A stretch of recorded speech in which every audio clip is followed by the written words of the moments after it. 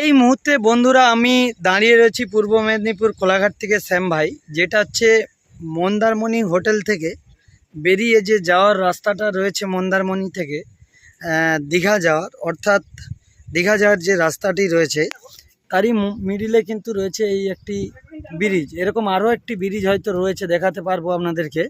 তো এখানের পরিবেশটা একদম অসাধারণ, দেখতেই পাচ্ছেন একদম অনেক দূর থেকে কিন্তু পরিবেশ। আর দেখতে পাচ্ছেন সেই সামনেই সমুদ্রও রয়েছে, এই সমুদ্রের গায়েতেই কিন্তু মধ্যে এটাও কিন্তু একটা সমুদ্রের মতন বন্ধুরা, কিন্তু চড়া পড়ে গিয়েছে। দেখতে পাচ্ছেন একদম মিডিলে চড়া পড়ে গেছে, জল নেই, বড় এরিয়া নেই ব্রিজটা কিন্তু। তো ব্রিজটা কিন্তু একদম অসাধারণ লাগছে, দেখতে পাচ্ছেন পরিবেশটা আর খুব সুন্দর লাগছে।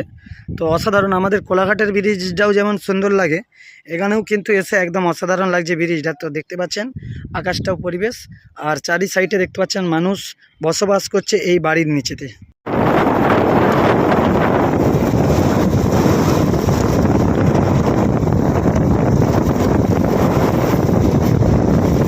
আমরা ফাইনালি একদম বেরিয়ে যাচ্ছি, একদম দেখতে পাচ্ছেন তাজপুরের গা ধরে বেরিয়ে যাচ্ছি একদম সরাসরি দীঘার উদ্দেশ্যে মন্দারমণি থেকে। তো ফাটাফাটি একদম পরিবেশটা আপনারা দেখতে পাচ্ছেন। দীর্ঘ প্রায় 8 ঘন্টা লাগবে, 22 কিলোমিটার মন্দারমণি থেকে দীঘা তার জগন্নাথের মন্দির মাত্র হচ্ছে 22 কিলোমিটার রাস্তা। তো বাইকের মধ্যে আমরা বেরিয়ে যাচ্ছি। আর এই যে দেখতে পাচ্ছেন বড় বড় বোল্ডারগুলো অসাধারণ লাগছে। আগে কিন্তু কিছু কিছু সমুদ্রের ধারে বিল্ডিংও ছিল। তো চলো, ফাটাফাটি লাগছে একদম পরিবেশটা। তোমাদেরকে দেখাবো যে ক্যামেরাতে, মানে ড্রোন ক্যামেরাতে কিভাবে ব্যাটারি চেঞ্জ করতে হয়। তো ব্যাটারিটা এই সাইডে থাকে পুরো। দর্শক বন্ধুরা দেখতে পাচ্ছেন এগুলো ব্যাটারিগুলো লাগানো হবে। এক একটা ব্যাটারি কিন্তু 40 মিনিট করে উড়ানো যায়। তো একটা ব্যাটারি চার্জ শেষ হয়ে গিয়েছে, আবার একটা ব্যাটারি চেঞ্জ করা আছে। তাই দেখুন ব্যাটারিটাকে নিয়ে এই জায়গা পুরো ফাঁকা, ধনে কিন্তু কিছুই নেই, ব্যাটারিটাই মেন ভারী। তো ফিটিং হয়ে গেল। তো চলুন আবার একটা আপনাদেরকে মন্দির দেখানো হচ্ছে। তো মাল এবার একদম ঘুরবে, দেখো এখান থেকে উড়বে। তো সরাসরি দেখাচ্ছি, উড়ে গেল পুরো। তো চলুন আজকে আপনাদেরকে দেখাচ্ছি আবার একটা মন্দির দেখাবো আপনাদেরকে। ওই পেছনে যে মন্দিরটা দেখতে পাচ্ছেন, ওই মন্দিরটা কিন্তু ফাটাফাটি রয়েছে। ওই বন্ধুরা দেখতে পাচ্ছেন সেই সাইডে যত এই যে ব্রিজটা রয়েছে, এই ব্রিজটার যদি কেউ নাম জানো অবশ্যই জানাবেন। যেটা হচ্ছে আমাদের মন্দারমণি এবং তাজপুর থেকে আপনি আসছেন দীঘা যাওয়ার পথেই পড়বে এই ব্রিজটা। একটি ব্রিজ বাড়ানোর পর আবার একটি ব্রিজ, একদম অসাধারণ।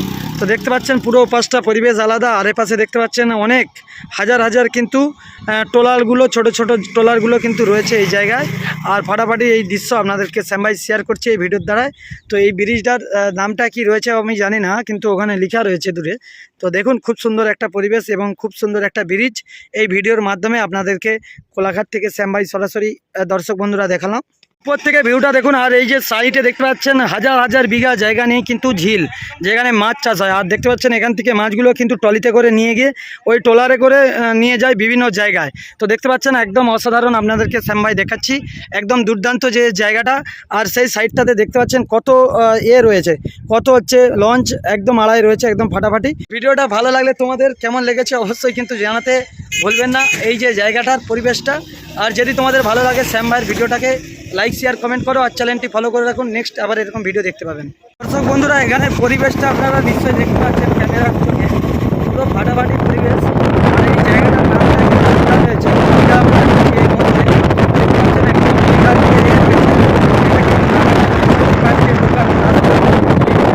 ঢোকার জন্য কিন্তু গেট রয়েছে। এখান থেকেও কিন্তু একটি দীঘার গেট প্রবেশ করে আমরা দীঘার দিকে এগিয়ে চলেছি।